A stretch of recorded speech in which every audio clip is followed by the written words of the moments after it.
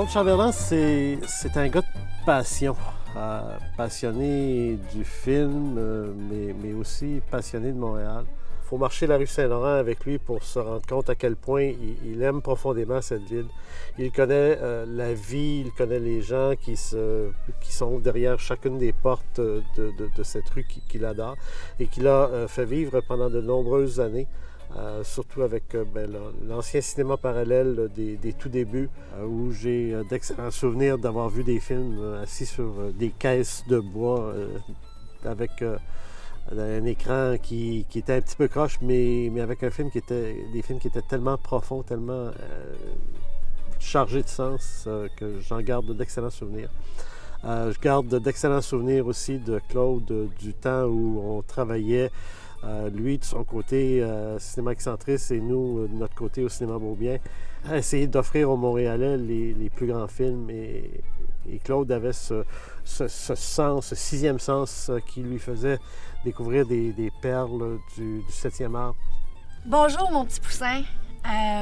S'il y en a qui trouvent que tu ressembles pas à un petit poussin, je t'appelle comme ça parce que peut-être qu'ils n'ont pas eu la chance de connaître ta douceur, ta sensibilité, et surtout ton émerveillement. Alors, merci pour la façon dont tu es capable d'être émerveillé autant par les films que par les gens. Et puis, merci à l'Association des propriétaires de salles de me donner la chance de te dire merci. Entre autres, pour les rencontres, la tienne, mais aussi celles que tu as organisées. Et surtout ici, au Cinéma du Parc, on a de beaux souvenirs, quelques-uns que je peux nommer en public, dont le film de Pacino. On avait fait la publicité. Je peux dire que tu t'étais donné corps et âme pour ce film-là. Et parlant de belles rencontres, il y avait aussi Jenna Rollins, à qui tu as donné la caméra pour la première fois. Donc, elle est passée de l'autre côté de la caméra, puis elle avait réalisé son propre film. Donc, j'ai décidé, moi aussi, de faire la même chose et je me suis payé la traite pour le casting. Comme tu vas voir, j'ai casté un gentil jeune homme qui a des belles choses à te dire. Bonjour, Claude. It's Adam here in Toronto, and I'm in my crazy office où je garde tout le mémoire de ma vie. Mais il y a deux moments qui sont vraiment précieux.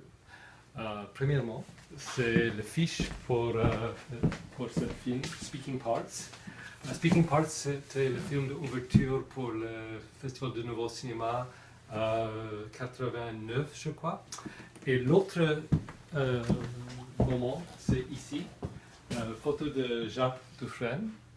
Mais c'est l'année où Wim Wenders me donne le prix qu'il a gagné pour son film. And I was completely overwhelmed by this moment. This was like incredible. It changed my life. So, Claude, merci mille fois pour tout son soutien. It's been such a gift for me. And so many filmmakers owe so much to you. So, félicitations and à bientôt. Claude, tu m'as appris aussi que le seul vrai défi à relever, c'est l'indifférence. Et je pense que tu laisses personne indifférent, ça c'est sûr. Les gens connaissent peut-être pas ta sensibilité et ta douceur, mais ils connaissent ton courage, ta détermination, et même Normand Laprise va être d'accord pour dire que tu es un dur à cuire. Bonjour, cher Claude. Parfois, Claude, tu nous fais penser un peu à un chef de cuisine. Nous, notre travail, c'est de défricher les talents bruts, les jeunes talents, ceux qu'on voit qui vont performer, puis de leur aider à faire leur chemin. Au début de Dur à cuire, lorsque tu t'es présenté, moi, je savais vraiment pas qui tu étais. J'avais déjà vu ton nom dans les journaux, mais sans faire le lien. Et puis, je me demandais toujours c'était qui cette bébite hyperactive-là qui bougeait d'un bord puis de l'autre, puis elle s'occupait de tout le monde, puis tu as l'impression de tout et de rien. Mais on réalise après que tu t'occupais de tout, dans le fond, de tous les petits détails. Et puis, pour nous, ben, avec la gang de Dur à cuire, tu as comme embarqué naturellement dans notre gang, puis on peut dire que tu es un dur à cuire. Claude opérait une petite salle un jour par semaine, le dimanche, sur la rue Maisonneuve, près du Forum, qui s'appelait le cinéma Revue. Et il présentait des films expérimentaux. Claude était vraiment novateur dans l'expression cinématographique, la distribution aussi, la présentation des films en salle. Je me souviens un jour, il est venu me voir, il m'a demandé, au moment où il prenait l'Excentrice au niveau de la programmation, il m'a demandé, il faut payer combien pour les films là, pour avoir des grosses primeurs, que ce soit des films de Michael Moore, par exemple, qui appartiennent à des gros distributeurs. Il voulait savoir combien il fallait payer. Alors, c'est juste pour vous dire, Claude est avant tout un cinéphile et je pense que Montréal l'a apprécié beaucoup à travers les années avec le Festival du Nouveau Cinéma, entre autres, et son travail à l'Excentrice.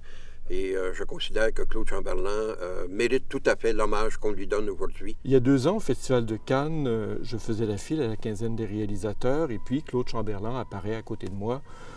Il y avait beaucoup de monde. Finalement, je n'ai pas pu rentrer. Claude est disparu et puis je l'ai revu une semaine plus tard. Et puis je lui ai dit, ben voilà, j'ai pas pu rentrer. C'était le film de Jaco van Dormael qui a ouvert ensuite le Festival du Nouveau Cinéma. T'as pas pu le voir, moi non plus. Il me dit, ah non. Moi, je suis entré dans l'hôtel, j'ai pris l'ascenseur, je me suis caché, je me suis glissé dans les toilettes, j'ai fait mon chemin, j'ai déjoué les gardiens et je suis entré dans la salle au dernier moment. Ça, c'est en résumé Claude Chamberlain. En apparence, une espèce de dégagement, légèreté et un entêtement extraordinaire. Il voulait rentrer, il y est rentré. Alors même quand il a l'air pas sérieux du tout, il faut se dire que s'il veut quelque chose, il va l'obtenir. Se dire ça pendant 2-3 semaines, 2-3 ans, c'est une chose. Se dire ça au bout de toutes ces années-là est une forme de prouesse. Il y a là quelque chose qui force l'admiration, en tout cas qui force mon admiration. Et je pense que si on a une cinéphilie comme celle qu'on connaît à Montréal, c'est-à-dire des gens qui ont une culture cinématographique, qui a de la profondeur, qui a de l'envergure, c'est parce que des gens comme lui, mais beaucoup lui, ont voulu, toutes ces années-là, nous faire partager leur amour du 7e art. Puis je dis amour du 7e art, sérieusement, c'est le genre d'expression, je ne l'imagine même pas utiliser ça, c'est trop sérieux. Mais il y a dans ce rapport-là, aux choses trop sérieuses, une forme de pudeur, à mon avis, chez lui. Il dirait ça à peu près comme moi, mais s'il disait ça comme moi, il aurait l'air de moi, c'est-à-dire quelqu'un de trop sérieux. Et c'est pas son image. Voilà.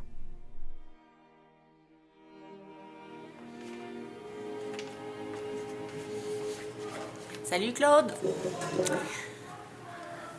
Bon, hey, toute une vie remplie de cinéma. T'as toujours été un passionné, t'as toujours eu cette capacité-là incroyable de créer, de t'émerveiller, de rassembler, d'aller de l'avant envers et contre tout.